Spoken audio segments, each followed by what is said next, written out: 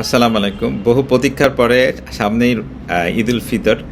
যারা ৩০ দিন রোজা রাখলেন, বিশেষ করে হার্টের রোগীরা যারা লম্বা সময় একটা রোজা রাখলেন, ঈদে কিন্তু আপনাদের হার্ট অ্যাটাক হওয়ার একটা সম্ভাবনা আছে। দেখা যায় ২৪ থেকে ২৫% হার্ট অ্যাটাক হওয়ার একটা চান্স থাকে হৃদরোগীদের, বিশেষ করে যারা রোজা রেখেছেন রোজার পরে।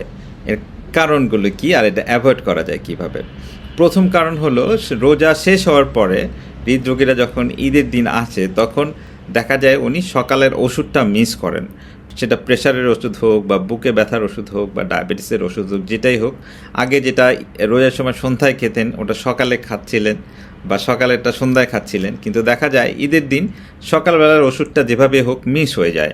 তো এই জন্য খুব সাবধান থাকা যেন সকালের ওষুধটা মিস না হয়। আরেকটা হলো যে সকালবেলা নামাজ পড়ে হয়তো বা বন্ধু বান্ধবের সাথে বা এখানে ওখানে দূরে চলে যাওয়া হয়, যার ফলে দুপুরের ওষুধটা যেটা হয়তো উনি রাতে খেতেন বা ডিনার সময় খেতেন সেটাও খাওয়া হয় না, এবং সারাদিন ঘোরাঘুরি করার কারণে ওই ওষুধগুলো মিস হয়, যার ফলে হৃদরোগীদের দেখা যায় যে হার্ট অ্যাটাকের একটা সুযোগ বেড়ে যায় ওষুধগুলো না খাওয়ার কারণে। তো আপনি কি করবেন? প্রথম কথা হলো রোজার আগে আপনি যেই নিয়ম মেনে ওষুধগুলো খেতেন সেই নিয়ম মেনে ঈদের দিন থেকেই ওষুধগুলো খাওয়া শুরু করেন। এবং যেহেতু আপনি ঈদের দিন একটা ঢিলাঢালা পোশাক বা পাঞ্জাবি পরে থাকেন যেগুলোতে অনেক পকেট থাকে, আপনি সারাদিনের ওষুধটা কষ্ট করে পকেটে নিয়ে নেন। যেখানে আপনি যান যেন আপনার এই ওষুধটা মিস না হয়, তাহলেই দেখা যাবে হার্ট অ্যাটাকের হাত থেকে আপনি বাঁচতে পারবেন। দ্বিতীয় যে জিনিসটা, আমরা দেখা যায় যে ঈদের দিন নামাজে যাই, তারপর বিভিন্ন আড্ডায় যাই, বন্ধুবান্ধবের সাথে যাই, এই বাসায় ওই বাসায় যাই, প্রচুর স্ট্রেস থাকে, ওখানে নানাবিধ উত্তেজনাকর কথাবার্তা হয়। তো বিশেষ করে যারা হৃদরোগী তাদেরকে বলবো এই ধরনের স্ট্রেস অ্যাভয়েড করতে। নামাজ তো কখনোই অ্যাভয়েড করা যাবে না, বরঞ্চ অন্যান্য বড় বড় আড্ডাগুলো অ্যাভয়েড করার চেষ্টা করবেন, যেন প্রচুর লোক সমাগমের মধ্যে আপনাকে যেতে না হয়। যদি যেতেও হয় তাহলে উত্তেজনাকর মুহূর্তগুলো অ্যাভয়েড করবেন। একটু আলাদা থাকার চেষ্টা করবেন। তৃতীয় জিনিস হলো খাদ্যাভ্যাস।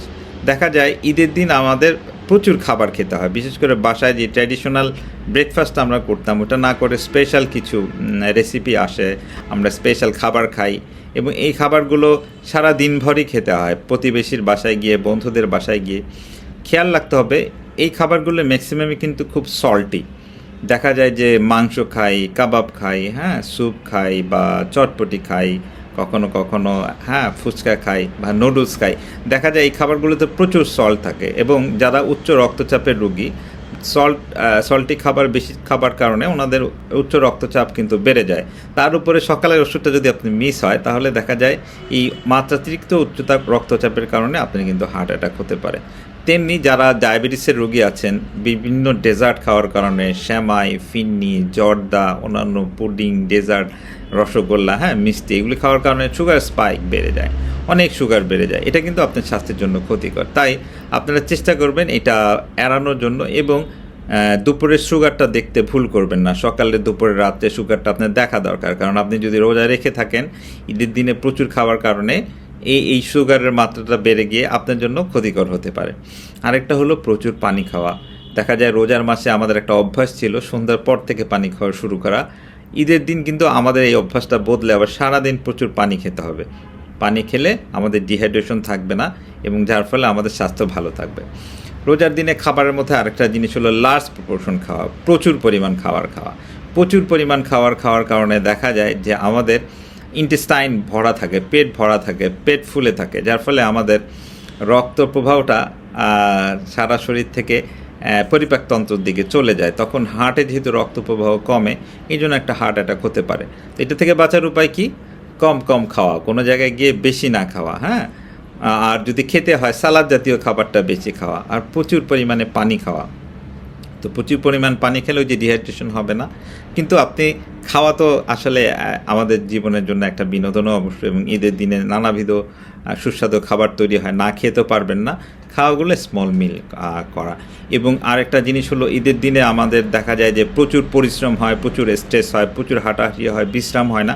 যারা হার্টের রোগী আছেন চেষ্টা করবেন দুপুরবেলা একটা ছোট্ট করে হলেও ঘুম দিয়ে নিতে, তাহলে আপনার জন্য একটা ভালো বিশ্রাম হবে।